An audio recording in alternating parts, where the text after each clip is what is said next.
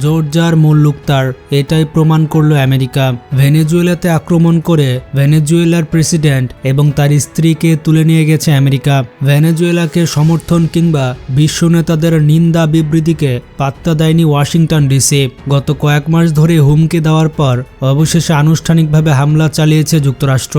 ভেনেজুয়েলার রাজধানী কারাকাস সহ বিভিন্ন রাজ্যে বেসামরিক এবং সামরিক স্থাপনায় হামলা করেছে আমেরিকা, আর এতে করে দেশটিতে ব্যাপক ক্ষয়ক্ষতি হয়েছে। এখন প্রশ্নটি হচ্ছে, কেন ভেনেজুয়েলাতে হামলা চালাতে হলো ট্রাম্পকে?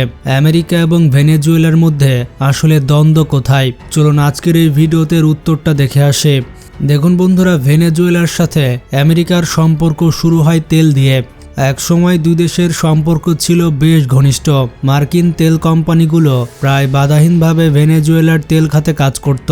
কিন্তু 1999 সালে হুগো চাভেজ ক্ষমতায় আসার পর পরিস্থিতির আমূল পরিবর্তন আসে। তিনি সমাজতান্ত্রিক আদর্শ গ্রহণ করে মার্কিন আধিপত্য বিরোধী রাজনীতির পথ বেছে নেন। চ্যাভেজের বামপন্থী সরকার তেল খাতকে পুনরায় রাষ্ট্রীয় নিয়ন্ত্রণে নিয়ে আসে এবং ভেনেজুয়েলায় মার্কিন প্রভাব কমতে শুরু করে। এর ফলে যুক্তরাষ্ট্রের অর্থনৈতিক স্বার্থ সরাসরি ক্ষতিগ্রস্ত হয়, যা থেকে মূলত আমেরিকা ভেনেজুয়েলা দ্বন্দ্বের সূত্রপাত ঘটে। হুগো চ্যাভেজ বিশ্বাস করতেন লাতিন আমেরিকার দেশগুলো দীর্ঘদিন ধরে যুক্তরাষ্ট্রের রাজনৈতিক এবং অর্থনৈতিক প্রভাবের অধীনে থেকেছে। এই নির্ভরতা ভাঙা না গেলে প্রকৃত স্বাধীনতা অর্জন করা সম্ভব নয়। তাই তিনি যুক্তরাষ্ট্রকেন্দ্রিক বিশ্ব ব্যবস্থার বাইরে গিয়ে ভেনেজুয়েলার নিজস্ব রাজনৈতিক অবস্থান গড়ে তুলতে চেয়েছিলেন। এই লক্ষ্য বাস্তবায়নের জন্য চ্যাভেজ কিউবা, রাশিয়া এবং চীনের সঙ্গে ঘনিষ্ঠ সম্পর্ক গড়ে তোলেন। কিউবার সঙ্গে আদর্শগত ঐক্য, রাশিয়ার সঙ্গে সামরিক ও জ্বালানি সহায়তা এবং চীনের সঙ্গে ঋণ ও অবকাঠামোগত বিনিয়োগের মাধ্যমে ভেনেজুয়েলা ধীরে ধীরে যুক্তরাষ্ট্রের প্রভাব বলয় থেকে সরে যায়। এতে করে ভেনেজুয়েলা যুক্তরাষ্ট্রের কাছে শুধু একটি ভিন্ন মতাবলম্বী রাষ্ট্রই নয়, বরং লাতিন আমেরিকায় মার্কিন আধিপত্যের জন্য একটি কৌশলগত চ্যালেঞ্জে পরিণত হয়। 2013 সালে হুগো চ্যাভেজের মৃত্যুর পর ভেনেজুয়েলায় ক্ষমতায় আসেন নিকোলাস মাদুরো। তিনি নিজেকে চ্যাভেজের বলিভিয়ান বিপ্লবের উত্তরাধিকারী হিসেবে তুলে ধরেন এবং যুক্তরাষ্ট্র বিরোধী অবস্থান আরও কঠোর করেন। এর ফলে দুই দেশের মধ্যে অবিশ্বাস ও উত্তেজনা আগের যে কোনো সময়ের তুলনায় আরও বেড়ে যায়। পুরনো নীতির ধারাবাহিকতায় প্রেসিডেন্ট মাদুরো আমেরিকান কোম্পানিগুলোর স্বার্থ আরও সীমিত করেন, যার ফলে ভেনেজুয়েলায় যুক্তরাষ্ট্রের অর্থনৈতিক প্রভাব প্রায় সম্পূর্ণভাবে দুর্বল হয়ে পড়ে। এই পরিস্থিতিতে 2015 সালে যুক্তরাষ্ট্র প্রথমবারের মতো ভেনেজুয়েলার উপরে সরাসরি নিষেধাজ্ঞা আরোপ করে, যখন দেশটিতে সরকার বিরোধী আন্দোলন চলমান ছিল। সেই বিদ্রোহ দমনের সময় মানবাধিকার লঙ্ঘনের অভিযোগ তুলে যুক্তরাষ্ট্র প্রথম দফায় ভেনেজুয়েলার উপরে নিষেধাজ্ঞা আরোপ করে। তবে এই নিষেধাজ্ঞা তখনও ছিল সীমিত এবং মূলত কয়েকজন সরকারি কর্মকর্তাকে লক্ষ্য করে দেওয়া। কিন্তু পরিস্থিতি দ্রুত বদলে যায় 2017 সালে, যখন প্রেসিডেন্ট নিকোলাস মাদুরো তার ক্ষমতা আরও কেন্দ্রীভূত করার উদ্যোগ নেন। এর জবাবে যুক্তরাষ্ট্র ভেনেজুয়েলার ওপরে আর্থিক নিষেধাজ্ঞা কঠোর করে। এই নিষেধাজ্ঞার মাধ্যমে যুক্তরাষ্ট্র এমন ব্যবস্থা নেয় যাতে ভেনেজুয়েলা সরকার আন্তর্জাতিক বাজার থেকে সহজে ঋণ নিতে না পারে। মূল উদ্দেশ্য ছিল মাদুরো সরকারের অর্থনৈতিক সক্ষমতাকে আরও দুর্বল করে তোলা, যাতে দেশটির ভেতরে রাজনৈতিক চাপ বাড়ে এবং সরকার টিকে থাকা কঠিন হয়ে পড়ে। সবচেয়ে কঠোর পদক্ষেপ আসে 2019 সালে। সে বছর যুক্তরাষ্ট্র আনুষ্ঠানিকভাবে নিকোলাস মাদুরোকে ভেনেজুয়েলার বৈধ প্রেসিডেন্ট হিসেবে স্বীকৃতি দিতে অস্বীকার করে। একই সঙ্গে ভেনেজুয়েলার রাষ্ট্রায়ত্ত তেল কোম্পানির ওপরে নিষেধাজ্ঞা আরোপ করে এবং কার্যত দেশটির তেল রপ্তানির পথ বন্ধ করে দেওয়া হয়। যুক্তরাষ্ট্রের দাবি ছিল ভেনেজুয়েলায় গণতন্ত্র রক্ষা ও মানবাধিকার নিশ্চিত করাই তাদের প্রধান লক্ষ্য। তবে ভেনেজুয়েলার বক্তব্য একেবারেই ভিন্ন।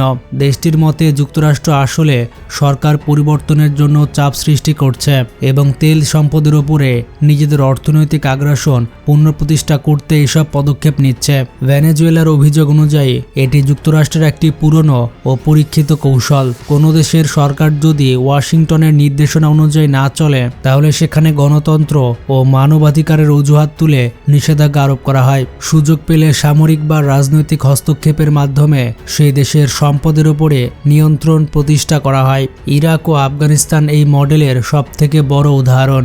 অথচ বাস্তবতা হলো সৌদি আরব, কাতার, কুয়েত ও সংযুক্ত আরব আমিরাত সহ যুক্তরাষ্ট্রের বহু ঘনিষ্ঠ মিত্র দেশে গণতন্ত্র নেই।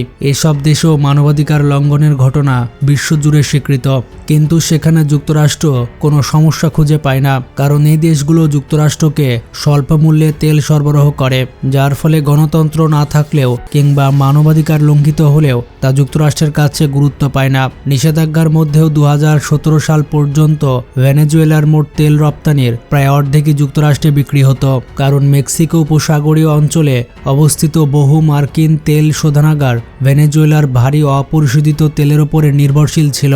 ফলে ভেনেজুয়েলার তেলের উপরে সম্পূর্ণ নিয়ন্ত্রণ না থাকলেও পরোক্ষভাবে এই তেল থেকে যুক্তরাষ্ট্রের স্বার্থ আদায় পুরোপুরি বন্ধ হয়নি, কিন্তু যুক্তরাষ্ট্র চায় নিরঙ্কুশ নিয়ন্ত্রণ। আর সে কারণেই ওয়াশিংটনের লক্ষ্য খুব স্পষ্ট, ভেনেজুয়েলা থেকে নিকোলাস মাদুরোকে সরিয়ে এমন একটি সরকার ক্ষমতায় আনা যারা আমেরিকান কোম্পানিগুলোর জন্য তেলের বাজার পুরোপুরি উন্মুক্ত করে দিবে। ঠিক এ কারণে সাম্প্রতিক সময়ে যুক্তরাষ্ট্র ভেনেজুয়েলার বিতর্কিত বিরোধী মহিলা নেত্রী মারিয়া কারিনা মাচাদোকে সমর্থন দিচ্ছে। মাচাদো মুক্তবাজার অর্থনীতির পক্ষে অবস্থান নেওয়ায় তাকে যুক্তরাষ্ট্র তাদের স্বার্থের জন্য উপযোগী মনে করছে, আর অনেকে মনে করছে এই কারণে তাকে শান্তিতে নোবেল পুরস্কার দেওয়া হয়েছে। মারিয়া কারিনা মাচাদো ক্ষমতা এলে ভেনেজুয়েলার তেল খাতকে বেসরকারীকরণ করবেন, এমন আশ্বাসই যুক্তরাষ্ট্রকে সবথেকে বেশি আশাবাদী করে তুলেছে। একই সঙ্গে আমেরিকান কোম্পানিগুলোকেও আবারও ভেনেজুয়েলার তেলের উপর একচেটিয়া অগ্রাধিকার দেওয়া হবে। সহজ ভাষায় বললে দেশটির প্রাকৃতিক সম্পদের বিনিময়ে ক্ষমতায় যাওয়া যে রাজনৈতিক প্রচেষ্টা, যুক্তরাষ্ট্র সেটিকে সমর্থন করছে। আর ঠিক এ কারণে ওয়াশিংটনের প্রধান লক্ষ্য হয়ে উঠেছে নিকোলাস মাদুরোকে ক্ষমতা থেকে সরিয়ে দেওয়া। মার্কিন নিষেধাজ্ঞা আরোপের পর থেকে ভেনেজুয়েলার তেল রপ্তানি নাটকীয়ভাবে কমে গেছে। সরকারের রাজস্ব কমে যাওয়ায় দেশটিতে মুদ্রাস্ফীতি চরম আকার ধারণ করেছে। একই সঙ্গে খাদ্য সংকট, ওষুধের অভাব এবং জীবনযাত্রার ব্যয় সাধারণ মানুষের জন্য অসহনীয় হয়ে উঠেছে। এই পরিস্থিতির জন্য যুক্তরাষ্ট্র ভেনেজুয়েলার সরকারের দুর্নীতি এবং অদক্ষতাকে দায়ী করছে। অন্যদিকে ভেনেজুয়েলার দাবি, দেশের অর্থনীতি পতনের মূল কারণ হল যুক্তরাষ্ট্রের আরোপ করা দীর্ঘমেয়াদী অর্থনৈতিক অবরোধ। তাদের মতে নিষেধাজ্ঞার মাধ্যমে পরিকল্পিতভাবে রাষ্ট্রের আয়ের প্রধান উৎস তেল খাতকে ধ্বংস করে দেওয়া হয়েছে, যার সরাসরি প্রভাব পড়েছে সাধারণ মানুষের জীবনে। বর্তমানে ভেনেজুয়েলা লাতিন আমেরিকায় প্রভাব বিস্তারের একটি গুরুত্বপূর্ণ কৌশলগত ময়দানে পরিণত হয়েছে। ঐতিহাসিকভাবে এই অঞ্চলটি যুক্তরাষ্ট্রের প্রভাব বলয়ের মধ্যে থাকলেও যুক্তরাষ্ট্রের সঙ্গে সম্পর্কের অবনতি এবং দীর্ঘদিনের নিষেধাজ্ঞার সুযোগে এখানে সক্রিয়ভাবে প্রবেশ করেছে রাশিয়া এবং চীন। রাশিয়া ভেনেজুয়েলাকে সামরিক সরঞ্জাম সরবরাহ, প্রশিক্ষণ এবং নিরাপত্তার সহযোগিতার মাধ্যমে স্পষ্ট। একই সঙ্গে চীনের জন্য ভবিষ্যৎ জ্বালানি ও নিরাপত্তা নিশ্চিত করছে। তবে বর্তমানে নিকোলাস মাদুরোই এবং তার স্ত্রীকে তুলে নিয়ে যাওয়ার পর ভেনেজুয়েলার অবস্থা কি হয় সেটাই দেখার বিষয়। এখানে কি আমেরিকা তার পছন্দ মতো সরকার বসাবে? আমেরিকার পরবর্তী পরিকল্পনা কি হতে পারে? আপনাদের মতামত কমেন্টে জানান। তো ভালো থাকবেন, টেক কেয়ার।